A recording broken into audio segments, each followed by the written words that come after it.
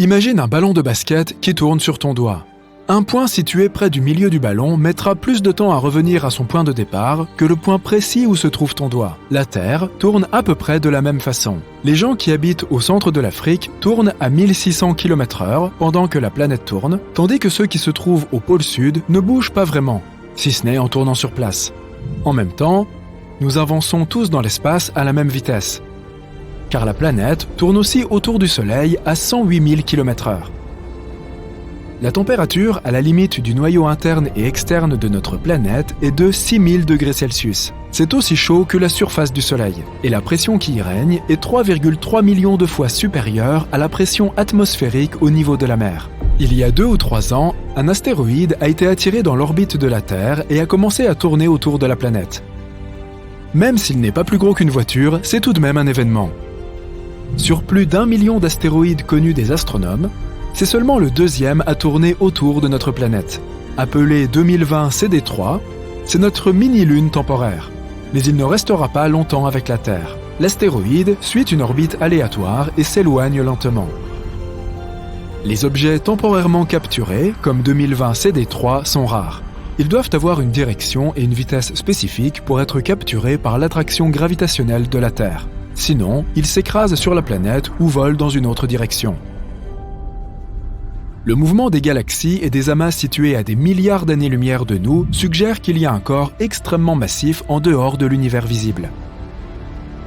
Dans des milliards d'années, l'expansion de l'univers rendra l'espace si peu dense que nous ne pourrons plus du tout voir les étoiles dans le ciel.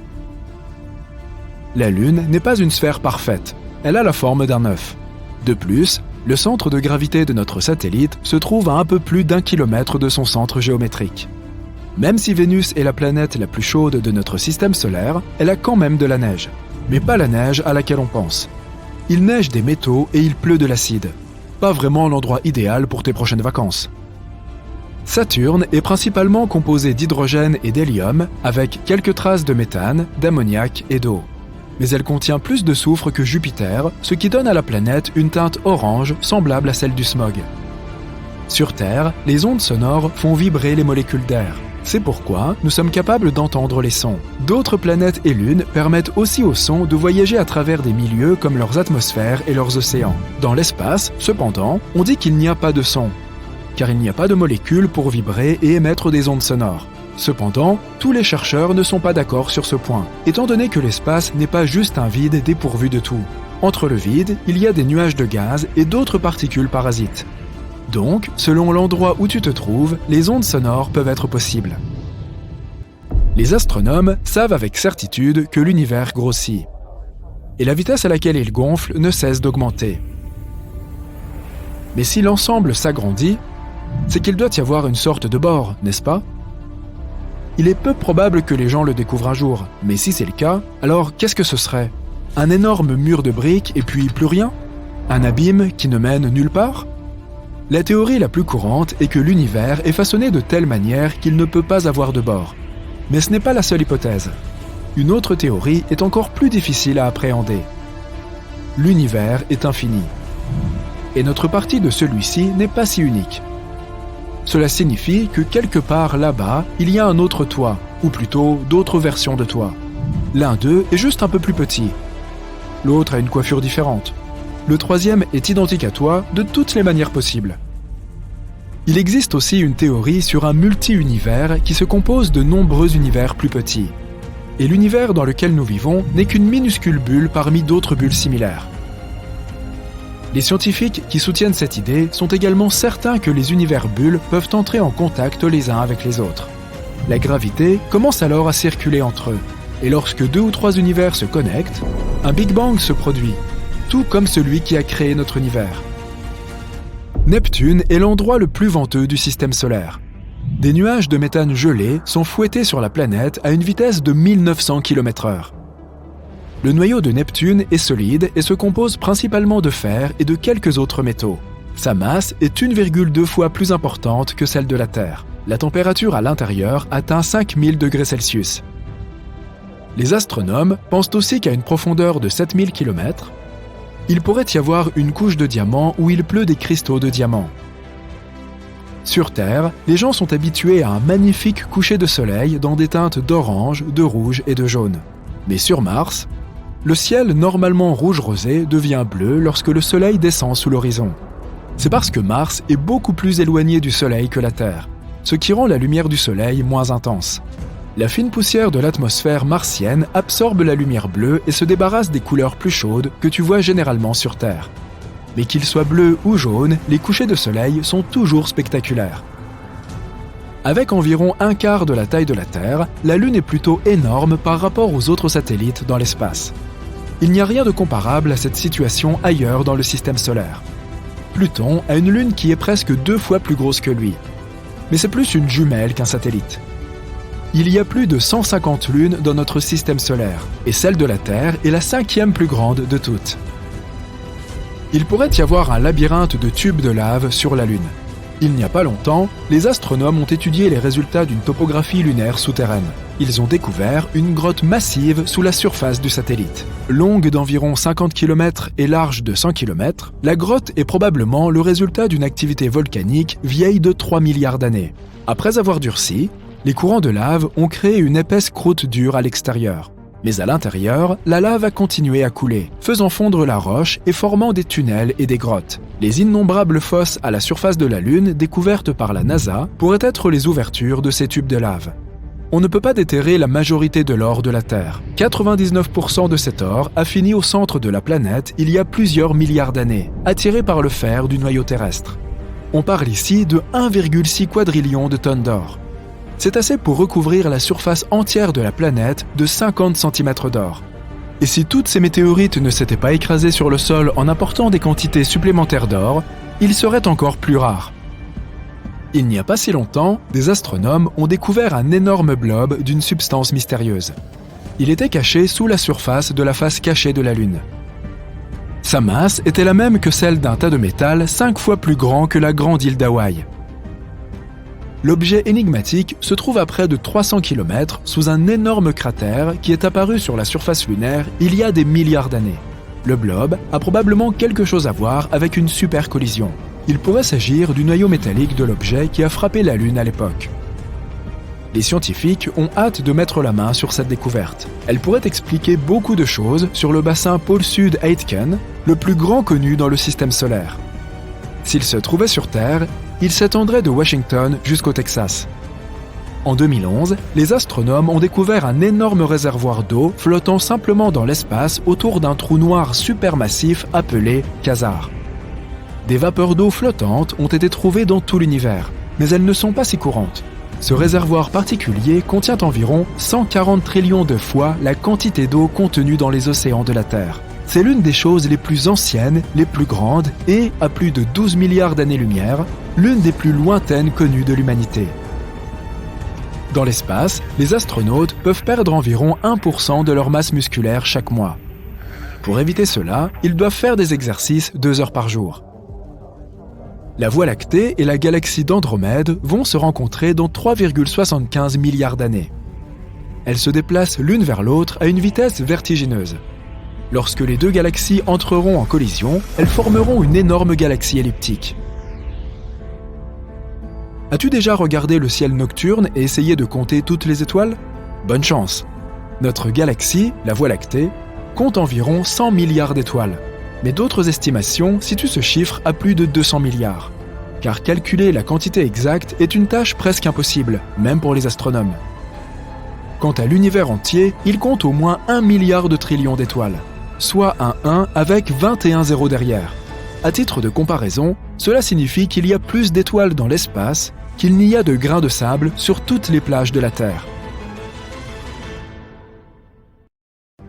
La constellation d'Orion est la plus brillante de la voûte céleste. Orion se trouve dans le ciel nocturne pendant les mois d'hiver, lorsque les nuits sont les plus longues. Cela fait d'Orion la constellation la plus reconnaissable pour presque tout le monde. La plupart des étoiles ne semblent pas tellement bouger ou changer de position dans le ciel. Mais ce n'est pas parce qu'elles sont statiques, c'est parce que notre Soleil se déplace avec elles à environ 777 000 km/h. C'est une grande parade qui orbite ensemble autour de la Voie lactée. Les 3 étoiles qui forment l'astérisme, ou figure d'étoile, de la ceinture d'Orion apparaissent dans la même position depuis plusieurs milliers d'années. Il existe une théorie selon laquelle les anciens Égyptiens auraient utilisé les étoiles de la ceinture d'Orion comme modèle pour placer les pyramides de Gizeh. L'étoile la plus brillante de la ceinture d'Orion est celle du milieu, appelée Al-Nilam. C'est en rapport avec son emplacement qu'aurait été placée la grande pyramide de Khéops, haute de 147 mètres. À l'ouest de Khéops, et dans l'alignement précis de celle-ci, se trouve la pyramide de Khéphren, haute de 144 mètres. C'est exactement là que l'étoile Al-Nitak est alignée sur l'étoile brillante du milieu de la ceinture. À l'est de Khéops, là où l'étoile la plus pâle de la ceinture d'Orion, Mintaka, est légèrement décalée par rapport aux 2 autres, se trouve la plus petite des 3 pyramides. Mykérinos fait 65 mètres de haut et est légèrement décalée par rapport aux 2 autres pyramides. Ce seul exemple permet d'illustrer le profond impact que la constellation d'Orion a eu sur l'histoire de l'humanité. La figure d'Orion, de taille héroïque, a inspiré les Grecs anciens à créer une histoire semblable à une tapisserie. Elle implique 6 autres constellations réparties dans le ciel d'hiver, de printemps et d'été. Voyons ce que cette histoire nous raconte. Orion est représenté comme un chasseur. À l'époque, la chasse était un sujet important car les chasseurs fournissaient une bonne partie de la nourriture. Il y a donc beaucoup de choses liées à cette constellation, toute la chaîne alimentaire en fait. Dans le ciel, Orion est en lutte avec la constellation du Taureau, sauf que le Taureau n'est pas vraiment un taureau, c'est un auroch. Les aurochs sont aujourd'hui éteints, mais ils étaient autrefois très nombreux en Europe. Mesurant 1,80 m au garrot, avec de longues cornes pointues, les aurochs étaient des créatures puissantes et redoutables. Une grotte en Espagne est remplie de magnifiques peintures d'aurochs. Ces dessins datent d'il y a 15 000 ans. Dessinés de façon délicate, avec des pigments qui ne se sont pas effacés au cours des 150 derniers siècles, les renflements de la roche ressortent en 3 dimensions, comme les muscles des épaules des aurochs. La constellation du Taureau, ou auroch, se trouve également dans la grotte avec les célèbres amas d'étoiles, les Pléiades sur le dos et les Hyades sur son museau. Sur Internet, tu peux faire une visite virtuelle passionnante de cette grotte des taureaux pleine d'aurochs. On aurait peut-être dû la nommer Grotte des aurochs. Récemment, la signature ADN complète d'un auroch a été retrouvée sur un squelette bien préservé. Et les scientifiques espèrent faire renaître ces animaux. Aldébaran est l'étoile géante rouge et brillante qui marque l'œil du taureau. Les taureaux, lorsqu'ils sont en colère, ont toujours ce regard couleur sang. C'est d'ailleurs la raison pour laquelle le mille, ou bull's-eye, sur une cible de fléchette ou de tir à l'arc, est toujours rouge. Derrière Orion se cache Léo le lion. Et oui, les lions ne vivent pas seulement en Afrique. La grotte des taureaux abrite aussi une peinture de Léo le lion. En effet, les hommes préhistoriques dessinaient aussi les constellations du zodiaque. Mais c'est une autre histoire, pour une autre fois. Orion se débarrasse à la fois du taureau et du lion. Et là, l'histoire devient intéressante. Orion affirme dans son moment de triomphe « Je peux vaincre tous les animaux que je veux ». L'orgueil d'Orion devient le centre de ce drame céleste lorsque Gaïa, ou la Terre, décide de s'en mêler. Les paroles d'Orion auraient pu résonner dans le monde entier. Il faut se figurer l'époque de la préhistoire, lorsque la civilisation humaine passait d'une société tribale de chasseurs-cueilleurs nomades à une société agraire et sédentaire. Cette dernière a développé des villages et des villes il y a près de 12 000 ans. La population humaine augmentait et les réserves de nourriture diminuaient. Il aurait fallu faire quelque chose à propos d'Orion et de tous les chasseurs, sans quoi la croissance démographique serait entravée. Maintenant, faisons entrer Gaïa dans l'histoire, mais pas dans le ciel. Il n'y a pas de constellation nommée Gaïa dans les cieux. Gaïa est la Terre, née sans parents, directement du chaos élémentaire. Gaïa est la personnification féminine de notre planète, et le mot lui-même signifie « sol ». Tu pourrais être intéressé par une théorie scientifique moderne qui personnifie également la Terre comme un organisme vivant. Elle s'appelle la théorie Gaïa et est apparue pour la première fois dans les années 70. La théorie Gaïa présente la Terre comme une biosphère, comme si elle était vivante elle-même. Elle affirme que tous les composants de la planète fonctionnent ensemble comme un seul système dynamique, totalement interconnecté. C'est ce qu'on appelle la symbiose ou la synergie. Ensemble, ils produisent les conditions idéales pour la vie. La vie s'adapte pour réguler l'atmosphère à 21% d'oxygène, la salinité des océans à un maximum de 24,7% et les températures planétaires autour de 14 degrés Celsius. Pour illustrer la façon dont la vie s'adapte afin de maintenir le contrôle des changements de température planétaire, les auteurs de la théorie Gaïa ont créé la planète fictive Daisy World. Daisy World est entièrement recouverte de marguerites blanches et noires.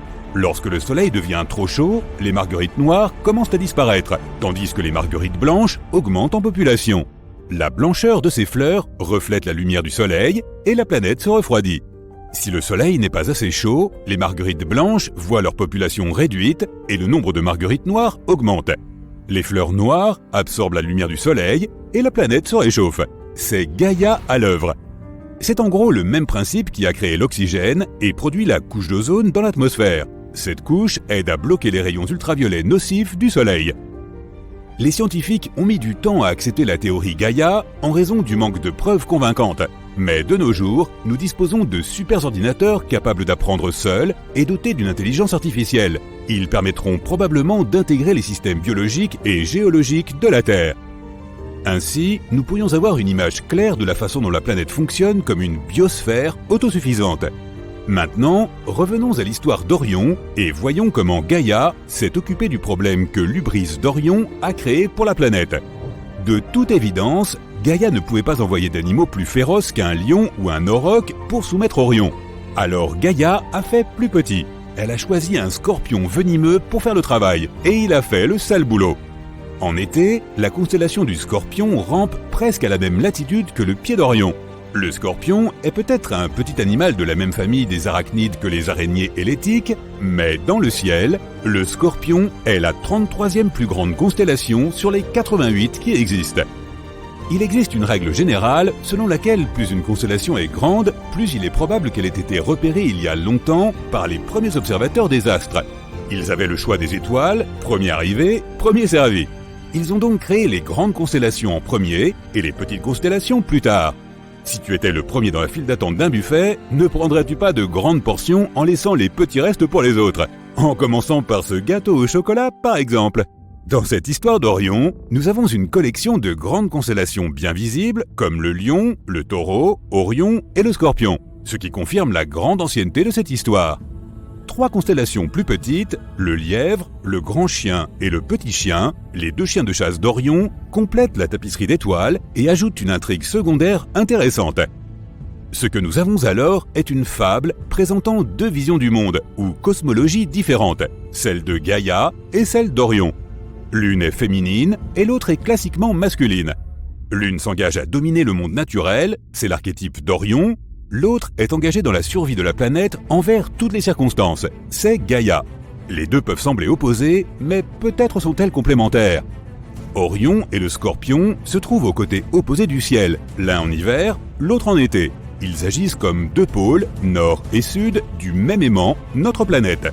C'est ce que nous voyons se produire de nos jours. La science et la technologie deviennent de plus en plus sensibles à l'environnement naturel. Des myriades de satellites surveillent la biosphère de la Terre. Gaïa et Orion commencent à travailler ensemble vers ce que les Grecs anciens appelaient Kalo-Kagatia ou harmonie. C'est ce que nous appelons synergie et symbiose de nos jours. Faisons en sorte que cette synergie reste forte. Notre Soleil. Scénario 1. Quelque chose d'étrange vient de se produire. Toutes les chaînes de télévision et de radio parlent d'un trou noir qui s'est rapproché de nous, à l'endroit où se trouvait notre Soleil. On peut même y voir un disque d'accrétion et l'arrière-plan du ciel semble un peu déformé, ce qui signifie qu'il s'est vraiment rapproché. Normalement, les trous noirs sont si éloignés que nous ne pouvons pas les voir à l'œil nu. On ne peut même pas les voir avec un télescope.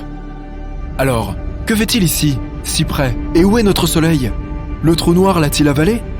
Le Soleil était autrefois au centre de notre système solaire, assez loin pour ne pas nous brûler, mais suffisamment proche pour nous donner de la lumière, de la chaleur et de beaux spectacles lorsqu'il se lève à l'est et se couche à l'ouest. Et puis, il nous a donné la vie. Le corps le plus massif de notre système solaire contient 99,8% de sa masse totale. Il est si large qu'on pourrait faire tenir plus d'1 million de terres à l'intérieur. Peut-être que notre Soleil s'est transformé en trou noir. Mais il est bien trop tôt pour que cela se produise. Pourtant, c'est bien comme ça qu'ils se forment. Lorsque d'énormes étoiles arrivent à la fin de leur cycle de vie et explosent, ce qu'on appelle une supernova, elles finissent par s'effondrer sur elles-mêmes, devenant très petites. Une taille minuscule et une masse colossale. C'est ce qui rend la gravité des trous noirs si importante. Et même la lumière qui s'en approche de trop près ne peut pas s'en échapper. Or, toutes les étoiles de l'univers rétrécissent et disparaîtront à un moment donné. Notre Soleil perd 4 millions de tonnes de sa masse chaque seconde. Et à terme, la seule énergie qui restera dans l'univers sera générée par les trous noirs.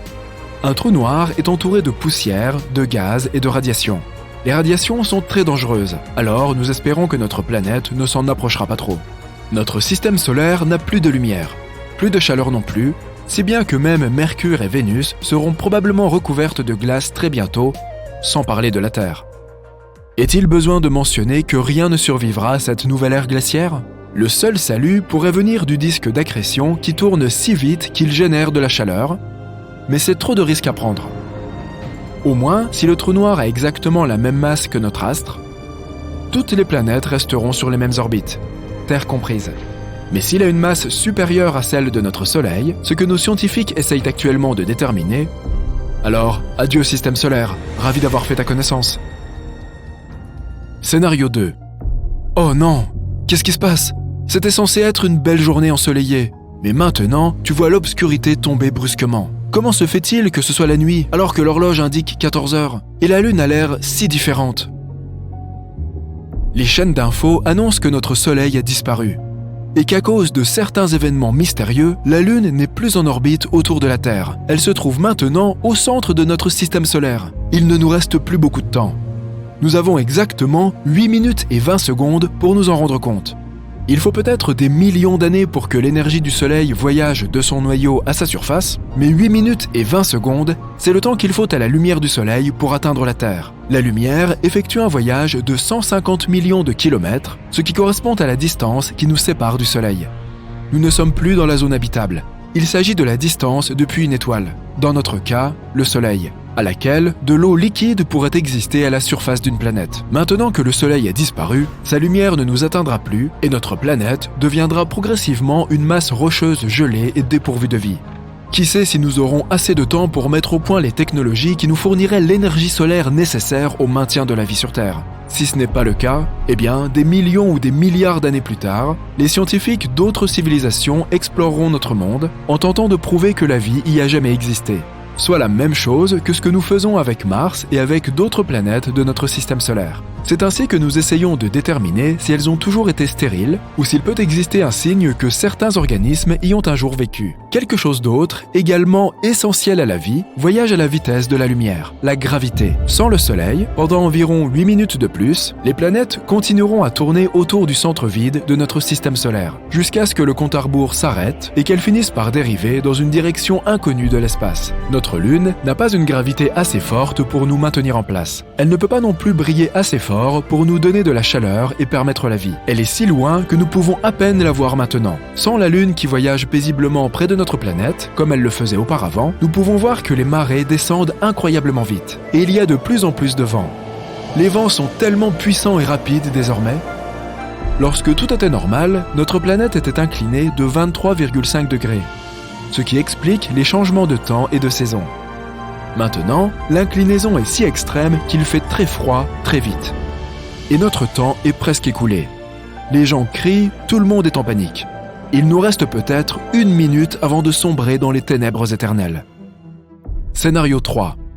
Nous ne savons pas exactement ce qui s'est passé, ni comment l'existence paisible que nous menions a pris fin. Personne n'a pu le prédire, mais il semble que, sortie de nulle part, une étoile à neutrons géante ait pris la place de notre Soleil. Ce n'est pas une chose que nous aurions pu identifier par nous-mêmes. Nous avons juste remarqué que quelque chose était différent. Le Soleil est devenu plus petit et un peu bizarre. Le reste, nous l'avons entendu aux informations. Et personne ne sait comment cela s'est produit. Peut-être que notre Soleil est quelque part derrière l'étoile à neutrons, ou que l'étoile l'a poussé hors de notre système solaire dans une direction inconnue. Une étoile à neutrons est l'objet spatial le plus dense que nous connaissions.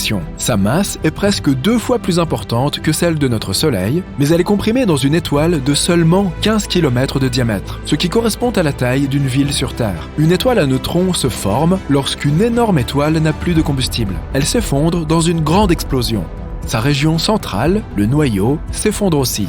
C'est pourquoi chaque électron, une particule chargée négativement, et chaque proton, une particule chargée positivement, s'écrasent entre eux pour former un neutron, lequel comporte une charge neutre ou nulle. Nous sommes dans une situation très délicate maintenant, à attendre que notre fin arrive. Cette étoile à neutrons a une gravité 2 milliards de fois plus forte que celle de la Terre. Cela signifie que notre nouveau Soleil va tirer toutes les planètes de notre système solaire vers lui et finira par les détruire. Ça a déjà commencé. Pour la première fois à notre connaissance, les planètes quittent leur orbite stable, attirées par la force colossale de l'étoile à neutrons. Cela devient très vite chaotique. Et ça ne s'arrêtera pas là. Une étoile à neutrons tourne plus de 700 fois par seconde, ce qui est incroyablement rapide. Notre Soleil ne tourne sur lui-même qu'une fois tous les 27 jours. Donc, après avoir détruit toutes les planètes, y compris la nôtre, cette étoile continuera à tourbillonner dans l'univers à environ 1/5 de la vitesse de la lumière. Peut-être qu'elle ralentira et s'éteindra avec le temps. Ou pas. Après des milliers d'années, de nombreuses étoiles à neutrons commencent à ralentir et à s'éteindre. Mais cela ne se produit pas toujours. Si elle rencontre une autre étoile, elle se mettra à orbiter autour d'elle et commencera à se nourrir de son atmosphère jusqu'à ce qu'elle s'effondre au bout d'un moment et se transforme en un trou noir géant. Notre Soleil allait s'éteindre de toute façon. Jusqu'à ce que l'étoile à neutrons apparaisse, le Soleil avait 4,6 milliards d'années, soit environ la moitié de sa durée de vie. Il avait déjà brûlé environ la moitié de ses réserves d'hydrogène et avait suffisamment de réserves pour 5 milliards d'années supplémentaires. Il était censé finir par atteindre la taille de la Terre. Après avoir épuisé son carburant, il se serait tout simplement effondré. Il aurait conservé son énorme masse, mais son volume aurait été similaire à celui de notre planète. Pas de Soleil, pas de vie. Donc, le résultat aurait été à peu près le même. Mais de cette façon, le processus aurait été lent. Et qui sait si les humains auraient encore habité le même système solaire à ce moment. Mais avec les étoiles à neutrons, les choses vont beaucoup plus vite. Et c'est beaucoup plus imprévisible. Si une étoile à neutrons devenait folle, quelque part au loin dans une autre galaxie, nous ne la verrions que sous la forme d'une lointaine lumière clignotante que nous appelons un pulsar. Et puis, soudain, boum!